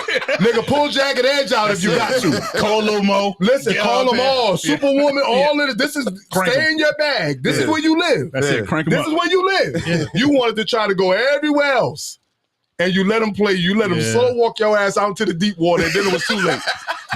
Once you started going with Mike Shorey and all of them, it was too late. It was too late at that point. And it's a personality thing too. Yeah, it's a personality, and Jada was hammered too. Yeah. Oh man, wow, Jada was finished. Oh man, son. that helped a lot. That helped a lot. Oh yeah, it helped for performance wise. Oh, he went. It's wonderful. Yeah, listen. He up there with that canary yellow one. I was like, listen, it was over. It was over. And I was really raising the Fab. I was like, crazy. We argued about it. I was like, Fab and we was up here. I said, I'm like, Fab is gonna watch him. I said, bro, I was in denial. I said, Jada Kiss. I was like, I don't think it's gonna be that close. I think Jada's gonna beat the hell out of him. It's like, nah, he wow. And I was like, you ain't respecting Fab. I was like, I'm a Fab fan. All of that. I was like, I'm a Fab fan. 12-8, I said, it's gonna be bad. It's gonna be bad. I just didn't think about all the stuff that he was able. The features were. The features. So I guess it helps that anything you wrote works too. Yeah, no, that's because he was able to pull out victory, and he was able to pull out victory. He just like, you know what I mean. When you like, even when you got just like heavy joints that you featured on, those help. Yeah. So it's more of a like song that people remember type deal, and like songs that were heavy more so than what your catalog is like. But man, he look. I told him. I said from the gate, if he don't win at least 5 rounds before he go in that Benjamin's Biggie bag, it's over. He in trouble. It's over. Yeah. And once he got into that Benjamin's, and once he got into that bag, it was over. Those are the ones I look at. I'm like, it was over. I'm just gonna forfeit the point. I'm not playing. So I'm like, because Jamaican family, so we understand what real clashes are supposed to be. Sound clash. It's all about sound clash. It's all about the counteraction and things like that. Right. So I would see all of these responses online, and why didn't he do this, and why didn't he do this, and I was like, yo, it's about what the person played before you, and how you respond to that. And Jada was doing it so precisely. Yeah. I was like, he walked them. Yeah, he played them. And you could see it even worse in the second verses he had, because like, oh man, he's a veteran by then. Listen, the way he was locked in, the playbook was too good. That nigga was like Belichick out there. He was like, I was like, bro, this that shit was so precise. Pop Warner versus Bill Belichick. So that shit was so precise the way he played. Oh, son, that was the other one that everybody was like, nah, get second hang. I was like, bro, it's not about the records. I knew that wasn't gonna be close. Yeah, I knew wasn't gonna be close. I was like, this is gonna be embarrassing. I knew that wasn't gonna be close. No, I didn't know Jada was gonna do that. Yeah, and don't nobody ask more Dipset records than me. So I was like, nah, Kiss. That was Kiss. We got like 10 more minutes. We got to wrap up because I got like 19 more questions now that you say that. Come on, let's have another drink. Let's do that. No, rapid fire. Let's go. Rapid fire. Let's do that. Okay, so this is the best click era. I'm gonna give you 3 to choose from, just to narrow it down. G Unit, relax. Dipset. Rockefeller. I can't ask you though. I mean, it's can you be look at the lineup? All right. The lineups were crazy at Rockefeller. So Rockefeller hands down. You heard? They got Jay. That's Jay my favorite rapper all the time. And Kanye. But I mean, even if you take Jay out, you take Jay out. Yay, Bleed, Kanye, Freeway. Like, come on, Beans. Part 2 to that then. So Rockefeller wins that one. Rockefeller versus Cash Money in the late 2010s on. So this is Wayne, this is Drake, this is Nicki. Yeah. So you're talking Young Money. Yeah, that's But they were still up underneath. Yeah. YMCMB. Look at me. Yeah, I'm going YMCMB on that. YMCMB on that. Thank you. YMCMB. That's what I'm Why saying. you ain't say Tiger? YMCMB. Huh? Why you say Tiger? I forgot Tiger. My bad. Sorry. What about Mills? What about Lil Twist? Comment on Tiger. But yeah, those, if you had to line them up. I think YMCMB probably had a bit. The tree is retarded. The tree is retarded. The tree is different like because Greg Popovich's tree. Yeah, like, that tree is stupid. Like he has two superstars. Yeah, that's right. Like his two, like not stars. It's a difference when you have a star under your umbrella. He has two superstars. Like he has two legit crossover mainstream stars. I got one. Nicki and Drake. Yeah. Oh, you saying okay? You count Kanye? Okay, all right. Jay got that's the rest of them is good. Right, yeah, the rest of them are good. Ain't no superstars under that umbrella. That got him. I mean, it's still underneath the umbrella. That's CMB umbrella. That's interesting. Starting with Tunchi to getting people from New York to admit that. Listen, man, it's different. We're realists, man. Different. No, that's real. And that's why we're here. Come on, very authentic. That's it. Yeah, don't lie. We're realists. I was there. Don't lie. Now the Rockefeller tree is real though. The things they've done. Yeah. And I got a Rockefeller question. And I'm thinking about this. Did you see that that Beans is talking about trying to use AI? AI, yeah, for his voice. When I tell you how bad I want this to happen, to do what? Wait. But do his voice do what? Because his I gotta believe his mind is kind of the same. It don't sound the same. It don't sound the same. But his mind in his pen is there. But without that, like it don't deliver the same. It don't deliver. I agree with that. But I would just I want to hear that. If this is something that he wants to do, I would have no problem. He was talking about it. I would sign up for that. Please be. I would sign up for please that. and thank you. Okay. I was signing up for that. We had another guest, another friend of the show. Let's finish. Gotta relax. My homie Jay Nolan, right? Okay. He's very big into the syncs and licensing and things like that. Right. Very knowledgeable, right? Yeah. Nice. Super cool brother. And we asked him about it when the news about AI and them using AI, hip hop and the voices had just came out. And he was saying, he was like, man, I'm not sure because of how it would affect what he does. You see what I'm saying? Okay. Because so with the artist mindset, not the business side, how do y'all really feel about that? Shit, my bad. That's taking a job away, man. That changes everything. You don't really need me there, but you can have me there, basically. Like somebody's basically taking my job, whether it be the person that can program the sound of my voice into this thing to make it work and sound like me. Yeah. Scary. Yeah, that's scary business, bro. That's very scary. I mean, it's all changing. Like everything. Yeah. Everything is gonna like their jobs right now that are gonna be obsolete in 5 years. The start of this shit was self-checkout. Yeah. That was the start of it. And that's just self-checkout at the store was the start of this shit, man. I remember watching Terminator thinking like that shit can never happen. That shit was already in the playbook. You didn't even know. I walked into McDonald's, which I hate, but my kids still eat it. This shit got a screen. They got a like you don't even nobody. The workers weren't looking at me. Yeah, I'm like, hello.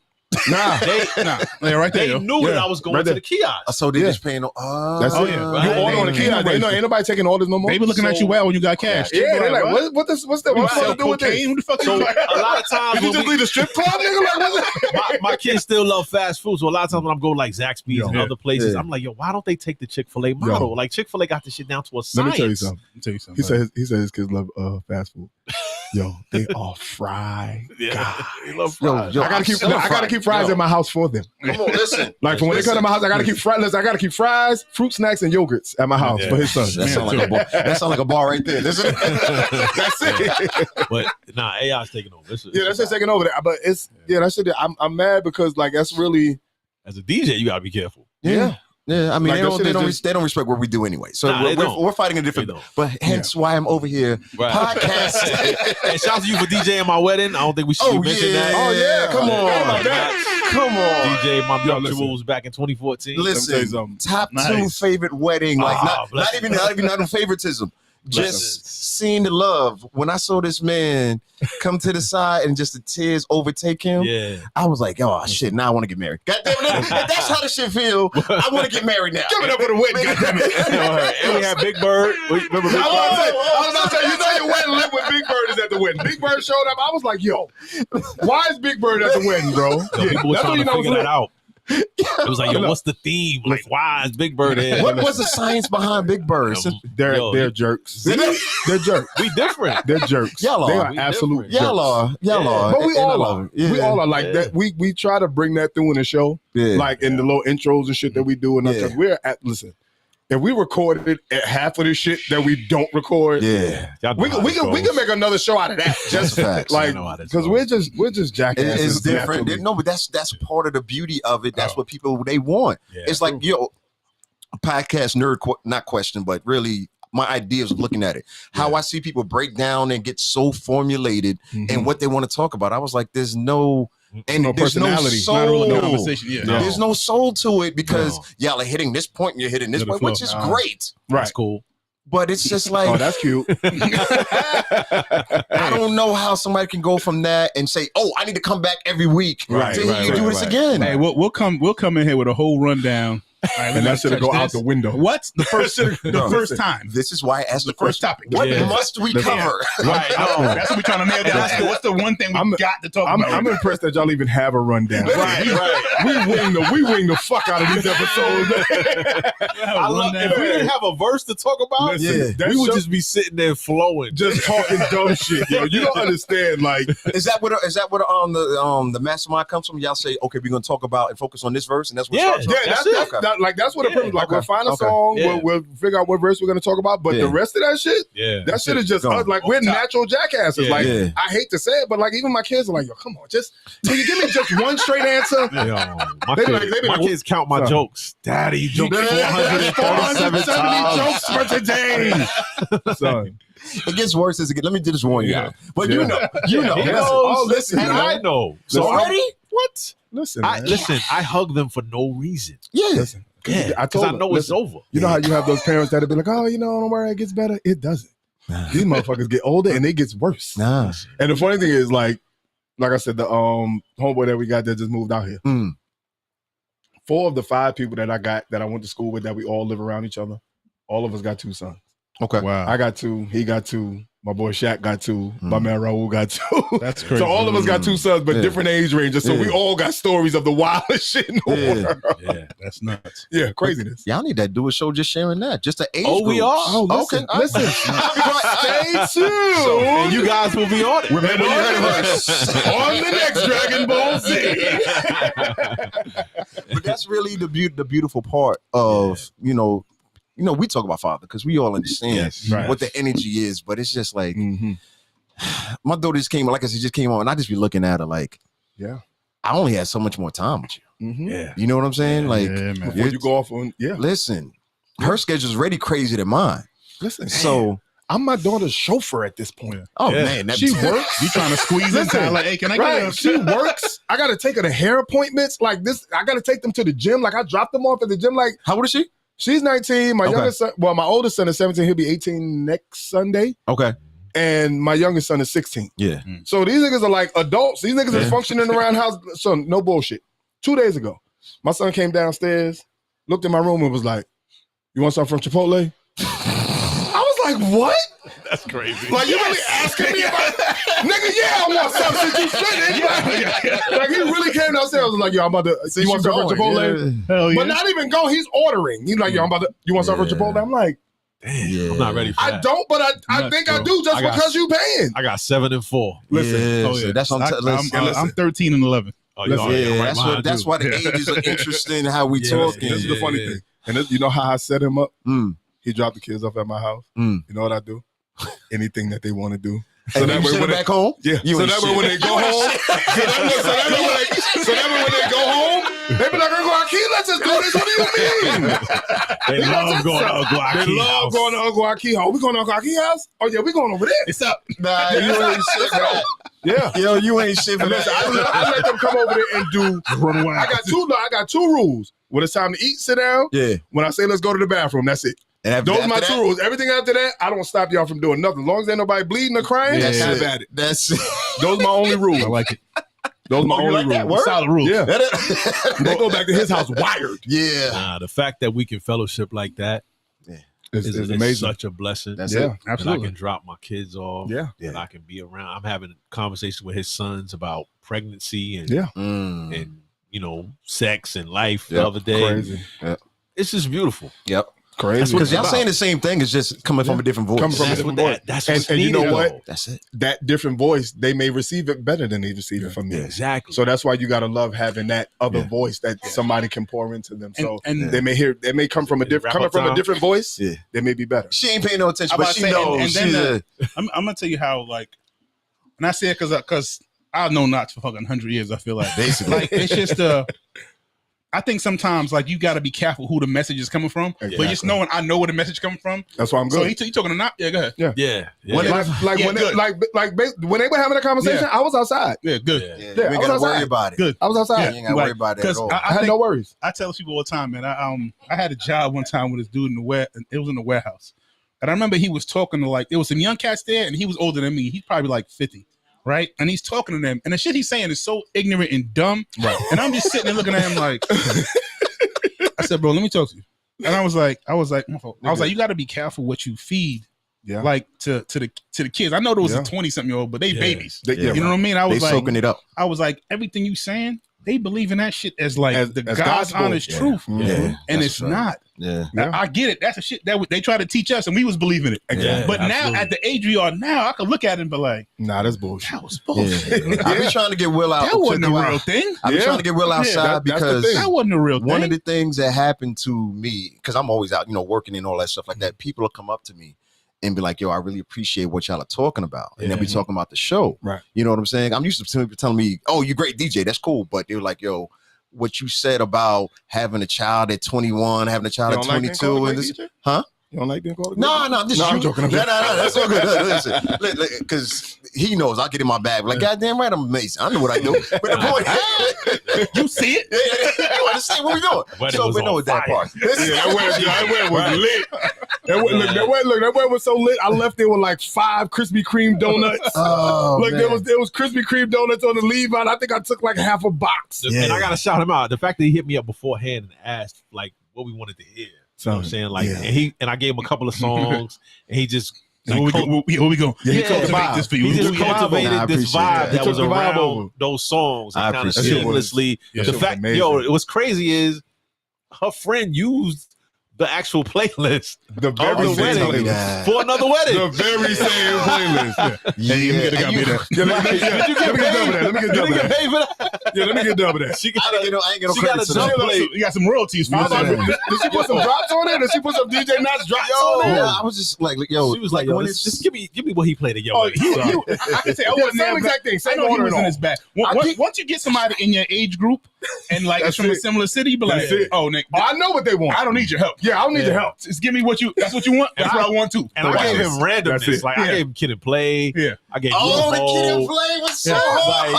I was like, I think that was me and Sass out there doing the Kid and Play. I believe. I'm sorry. We went off on a tangent. No. I'm sorry. Because he did my wedding too, right? And I was like, hey, you know I'm from Queens, right? He's like, yeah. I was like, all right, so the Lost Boys. Yeah. I need Mob Deep to be played. Yeah.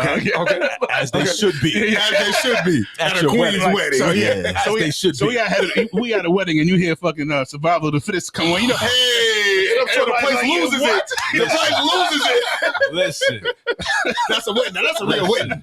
This is why we do it. This is why. Man. And I know we got running out of time, but we got to talk about Hip Hop Gets Back and you coming to school when I worked at Carver. Yeah. You do a lot, man. Yeah, you know thank you, brother. And we connected different ways. Yeah. But you coming to the school when I was a graduation coach, that meant a lot, man. Yeah. Just thank you for having me, bro. Like, listen, just being able to do it, because you would not believe. Actually, you would believe. Yeah, I would believe the fences that get put up, just under the name Hip Hop Gets Back. They're like, what is that hip hop part? What are you giving? What are you giving? Cocaine? What are you giving? Bullets?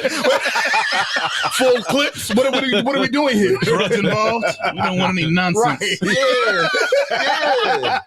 So just being able to engage and really talk about it, this is why we do it, yo. This is why we care about it, yo. Listen, man. You know what I mean? No, and to your point, like as much as we up here joking and laughing and having a good time, like really, like the premise of what it is that we do in terms of just trying to give back and be upstanding members of a community. You know what I mean? Because it's not too many older black men that are out trying to do something We're older now. bro. I get called sir.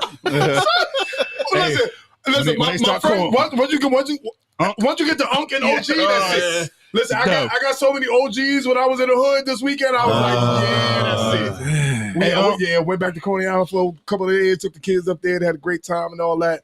Yeah, I got a couple. What's going on, Unk? What's going on, OG? I'm like, yeah, it's over. I'm officially over. Just gotta embrace it. Who, me? I'm looking around like, who? Me?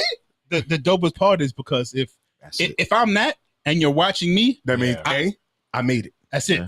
And I understand the responsibility it comes with. So again, if you're watching me, that's good. Yeah. Let me be the example, because there's some other cats that's our age. Some people you don't want to watch. And on top of that, the example that I'm providing you, I'm just showing up. I'm here for a couple of days, but I'm out wherever I'm at doing my thing. Where he at? Oh, he out there with his family? Exactly. Yeah. Yes. And listen, where your ass need to be when your ass get older too. The most ironic thing in the hood happened the night before I was leaving. Took the kids by, we got the hood basketball tournament that goes on all the time. Shout out to my man Isaiah Whitehead for putting the tournament together this year. Tournament games going on or whatever, kids out. After the games was over, I had them outside talking, I got to do my reunion thing going around the hood. I had a dude out there that I was talking to. And he said something that was kind of a joke, but people laughed, but I was kind of like, y'all laughing like it was a bad thing. He was like, yo, shout out to my man Black. I'm glad it's good to see you. He was like, yo, Black, the only nigga I know that went to college and never came back. People laughed. I was like, correct. Okay, that is the goal. Y'all know where we at, right? Y'all do see that cop car right there, right? Just here because they have to be here, right? Yeah. So, I mean, again, I do love where I come from. I have no problems, and I'll never be ashamed of where I come from. Coney Island grew me and raised me to be the person I am today. Coney Island is still a beautiful place. Yeah. But to still in the summertime. When the street lights come on. Ain't nobody dying. Yeah. It's beautiful. But, again, I say this because growth and evolution should be a part of your journey. Yeah. And while I may not be, throwing up NYC and Brooklyn every day or whatever the case may be, hardly home, but always repping. That's always been my thing. So drink, let's go. Exactly. While I'm not always there, I'll always stand 10 toes down for Brooklyn and Coney Island. But again, growth and evolution in this stage where I am, I just happen to be in Atlanta right now. That's it. Represent. Yeah. That's it. So let me ask this. All right, because we do got to go. If someone has never heard the show before, okay, what 3 episodes would you recommend they start with? Not definitely Biggie. Definitely Huggins Bleed. Niggas Bleed. That was the name of the episode. That's the song. Oh, no, I know the song, but I mean, if they go searching, I don't know what number it is. But just we'll come back and I'll put it in the comments. Don't worry about it. But it'll be the Niggas Bleed episode. Okay. Huggins Bleed. Yeah, he says Huggins Bleed. That's he doesn't. Oh say, shit! I like the radio version. Yeah. Huggins. It was horrible. I remember that.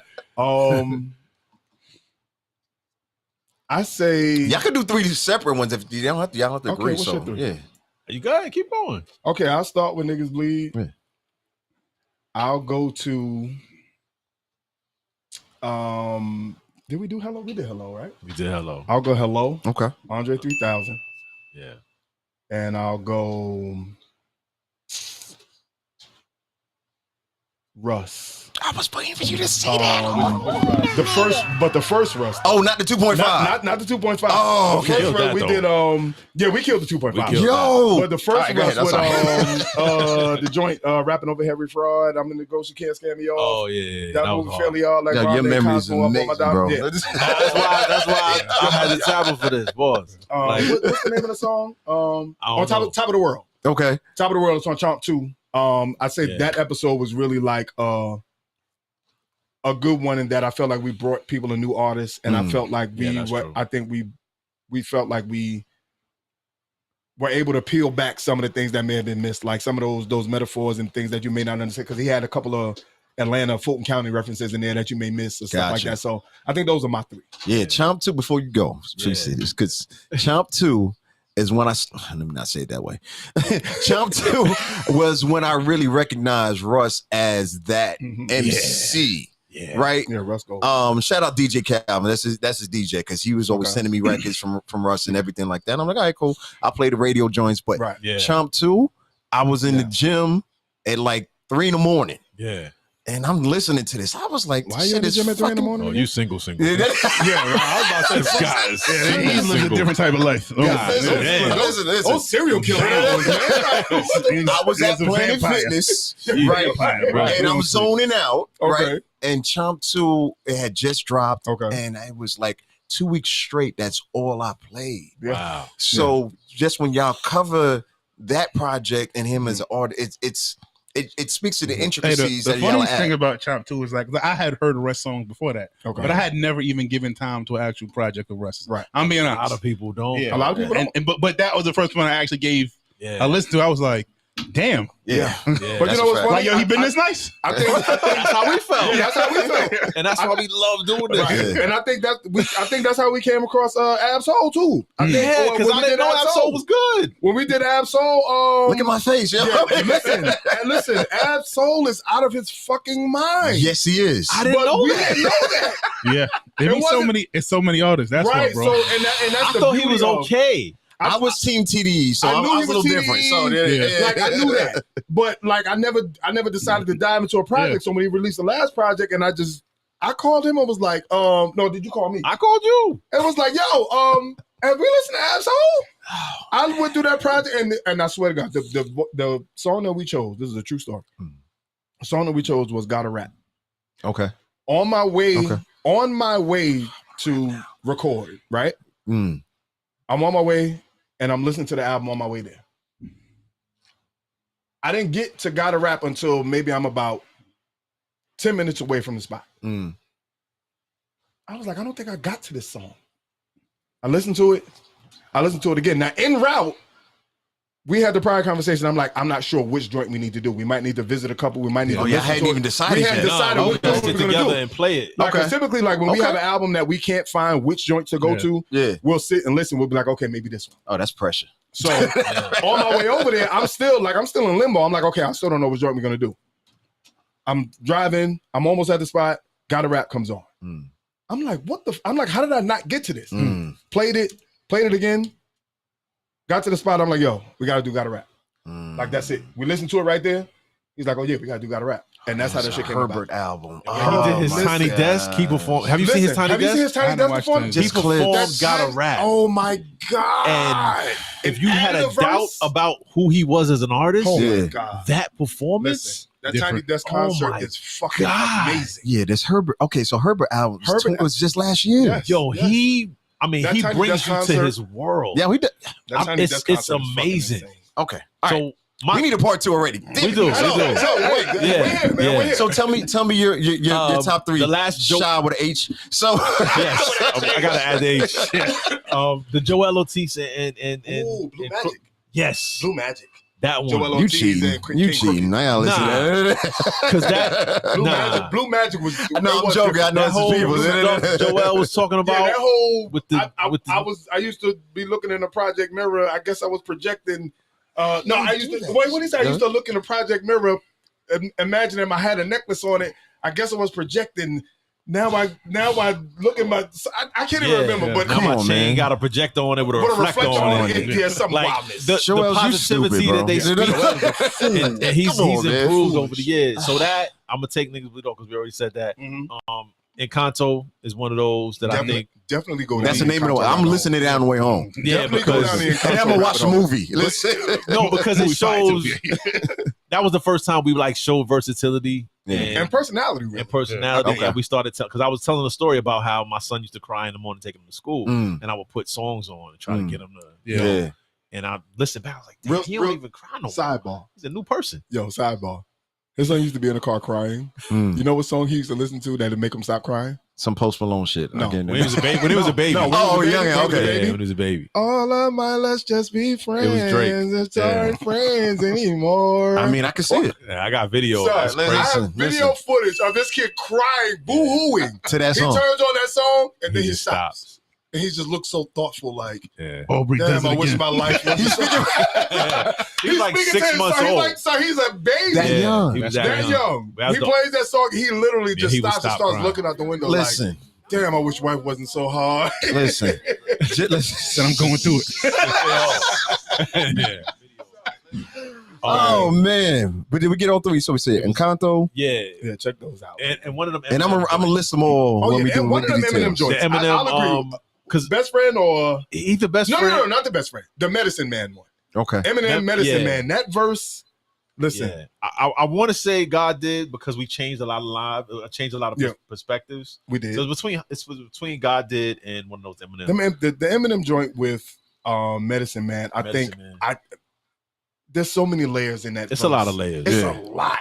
I mean, it's Eminem though. But what God did, a lot of people doubted how dope it was because the verse was so long. They didn't get it. And it was like, and that was one of the first times when people were like, "Yo, I didn't like this until I watched the episode." And granted, the sound was bad. Yeah, the sound was terrible. I think we rushed that. We recorded used our on phones. phone. I think we just wanted to get it out. I think I was leaving mics from weren't working. It was bad. True story. He called me about the song.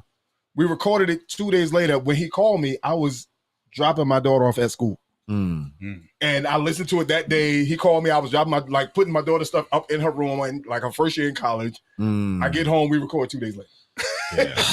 Man. But yeah, those when we change people's minds, I think those are the ones. And as far as mind changes, another one that we changed people's minds about when we did Auntie Diaries. We did Auntie Diaries from Kendrick. Yeah. From the Mr. Morale and the Big Steppers. We did that. A lot of people were like, all right, so we got Auntie Diaries. We got a top 8. No, That song alone, it was valid because I don't remember the episode, but I'm gonna go back and listen to it. But Auntie Diaries, I think most people didn't understand the angle that we would take from it. But the fact that certain songs, that whole project, bro. Yeah, that whole project was great. Yeah. But certain songs just they just naturally breed a conversation. Okay.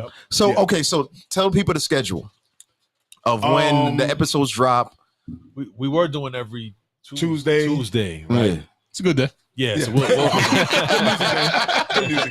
we'll go back to that. We took a little hiatus because we did 6 months straight with the cable access deal that we had. Yeah, right. So we had to chill out. So like what we talking Labor Day? We can look forward to it or what? Okay. I was exaggerating. I wasn't really meaning Labor Day. We go back in August. Yeah, we working on. We dropped 2021. We dropped on my birthday, August 9th. That's crazy. So we'll probably go. Damn, Leo. It's been 2 years already. Let's Are come you on, man. fucking kidding me, bro? It's time for another live. We gotta do another live show. That's a better question. What's another live show? We need to do that because let me tell you the short version, right? Okay. Because doing live shows are different. Yeah. Because we've been planning and pushing back and planning and pushing back. Yeah. Y'all tell us. And no, listen, no. Y'all have already done 2. We haven't done a live show. Yeah. So we've had people like, yo, I want to fly in and come to it. So all that to me is like more pressure. Like fuck. So can I get Jay to come do a walkthrough? So it's like that much pressure, right? Right. So the live show that y'all did with Mickey Fact, shout out Mickey. Yeah. Okay. Because we had Mickey the same week y'all did a live show with him. The following week we had him on our show. Nice. Came in, freestyle, killed that shit. I dropped the ball. What? Oh my god. I dropped the ball because we get a lot of people supporting us. And I'm diverting here. And I'm telling you, I'm gonna keep it short. So we already got a lot of people who believe in us and what we've been doing. Yeah. That they do us a lot of looks. And I don't want to take advantage of anybody at any time. So I didn't call in the full team. And when I say that and how it turned out, they were like, yo, why didn't you just ask me? Right. And I was like, bro, I didn't want to overstep. Yeah. You know what I'm saying? Right. But Mickey was dropping so many gems and bars. Yeah. So the audio, 75. Okay. But the video we can't really use. But anyway, let me go back. Because I'm saying all this to set it up for Mickey, like, yo, we need a part 2, bro. But That's my guy. Yo. Yeah. And he rocked with us just like y'all are. Right. Yeah. But the live show that y'all did, and I got there late, but the energy in the room, and I don't want to use the cliche, the energy, you know what I'm saying? Yeah. But it was seriously something different about the questions y'all were asking and how the crowd was responding. Yeah. And the people who may not have even known who Mickey was. Because I had conversations with people afterwards. Yeah. And they were like, nah, they came out to support y'all. Wow. They didn't even know Mickey like that. That's crazy. So that part, I was like, yo, y'all need to do another one. That's all I'm saying. I'm gonna step out and go cry now. That's a blessing because Mick hit us and said he wanted us to host it. Yeah. You know what I'm saying? Mm-hmm. I was like, wow. Oh, that was his idea. Right. That was his idea. So when we did Sky Zoo, we told Sky. We Sky didn't wasn't get there. to Sky. Oh, listen. You missed the Sky one. Sky wasn't there. So I was like, yo, Sky, Mickey did this dope event. Yeah. You should do the same thing. Yeah. And you should call the venue and you should call Mick. And that's what he did. So we did Skies. Okay. So yeah, that was. I think I had the DJ that night. That's why I didn't make it that night. I think that's what it was. Yeah. I mean. Oh, man. But anyway. Wait, so you said the people out there to see us? It was some people there. We invited. Yeah. And like I said, I didn't tell. Like y'all remember, I came up and talked to y'all. Right. That's when I originally had this idea for this show. Right.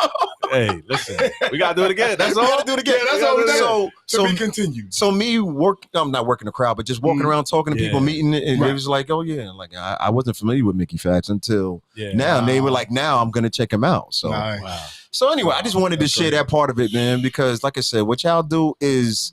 It's original and it's different and it's appreciated, not just because I know y'all, but just because of the content of what it communicates to other people in the culture and others who don't even know what really goes down to it. Yeah. Because, I get tired of people, and this is not a shot at Nelly, of people only knowing Nelly verses. It's not a shot at him. You know, like a shot at Nelly. It's not a shot at Nelly. But I clarify though. I try to make it clear.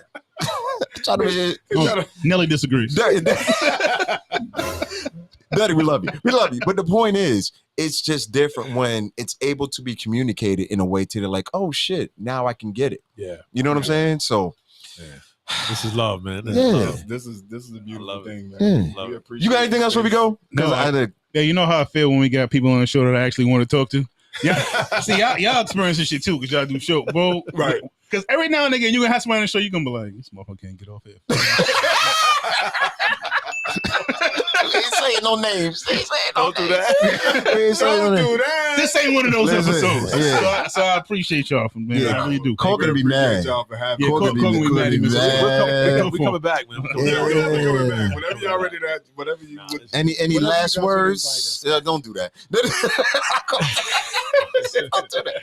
Anything else? Oh, tell them the handles and all that. Pause. So that they get a follow and all that. Yeah. No Bars Off Show. On Instagram, on Twitter, Facebook. I'm Shasta Milad till I change it to SHAH. But it's SHAST. I gotta change it. You gotta get your flat top some cross colors. We can put I'm at Boardwalk Brown. Of course, that's at Boardwalk Brown, just the same way it sounds. And at No Bars Off Show, at nobarsoff.com. Nobarsoff.com. Merch and all of that, as you can see. Nah, I need that sweatshirt, bro. Shirts and all that is coming. Not this one, this sweater. No, I got you. Oh, shit. Yeah, not this one, this one. Oh, no, we good. Pause. What size y'all wear? Ooh.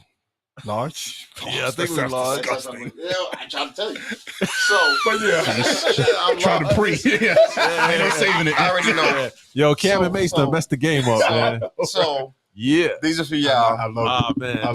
These are extra larges. So if you need a large, I can swap it out. It works. Yeah, it works. No, thank you, bro. I gained some weight over the pandemic. I was just guessing. Yeah. And so no offense, no shots, nothing like that. No, it's fine. But if you need a large, I got you, bro. Listen, it's all good. I need to. You know why? I'm used to muscle shirts. Listen, come on. I'm 230 now. So everything's a muscle shirt. He shouts out his weight any chance. I didn't know. He'll call me and be like, yo, son, we need to record next week, but I'm 230. I just weighed myself. I'm 235 right now, bro. I'm like, son, how did that? I don't know what that got to do. I don't know what that got to do. I was a skinny guy all my life and ridiculed for it. I was 190 in college. So I have a complex. I was like 12 when I was 190. I'm 2 scissors in right now. We're gonna do a whole fitness show next time. I have a complex. I won't have to attend that one. Yeah, I won't need me for that one. Nah, come on. Let's go to Bojangles, man. I'm being here fried chicken. I'm talking about. Ain't peace on me. Don't do that, yo. You been making a lot of progress. Don't do that. Listen to him, man. Like, yo, because we put a bet together. Okay. What was that, like in February? Something like that. And it was like, yo, you gonna stick to this, and you've really stuck to this shit. Oh, man. Look at no. Hey, we gotta give you flowers, man. I support it, man. Especially, hey, it's hard sticking to a diet and trying to lose weight, man. Yeah, man. Shit ain't nothing nice. Ain't nothing nice about it. Especially when you're like an endo doctrine like me, and I don't gain weight ever. So so you stop eating pork chops? Yeah, never. Pork them up. Everything else is the problem. It's not the pork. It's not the pork. The pig didn't do this. It's a sauce on top of the. All right. Yeah, the pig is innocent. We appreciate. I thank y'all once again. Seriously, the bottom of my heart, man. Whenever y'all need us to come, blessing, man. Now I got to push out to make sure that live show happens because I got to make sure that ours happens, but they really need to experience this energy in person. Joint shows are an option as well. No, that's not what I was saying. Now I'm talking about y'all do y'all, we do ours. I'm just saying. No, that's two tickets. Come on, son. You right. I'm just saying. That's two different bags. You right. True. We can say that for year 2. Like, wait a second. True. Bags on the way. More bags on the way. Exactly, yo. No bars off. Thank y'all so again so much. Yes, sir. Network King salute. MBO crew 92.6. Y'all got is that your hashtag? Oh no. MBO crew, barbarians. Yeah, we just outside, man. It sounds good to me. That's all I'm saying. Like, man. I mean, Rihanna got a Navy. I got a crew. Like, come on, son. We got barbarians, though. Yeah, we got barbarians. Come on. We got barbarians. We definitely got barbarians. Part 2 on the way, man. All right, we love y'all. See y'all next week, man. If you're just listening and watching live, this audio will be on Spotify this Friday. We see y'all then, man. Oh, shoot. Look at this. You ain't tell him. This guy. So the way we end the show, okay, because I got cursed out by my man Eldridge for not telling him ahead of time because I forgot. So we end the show by saying 3, 2, 1. You're okay, because we're from New York and we can't help the shit, and we are ignorant, all ignorance allowed. Yeah, so be the ignorant portion of the show. So on your count, 3, 2, 1. Yeah.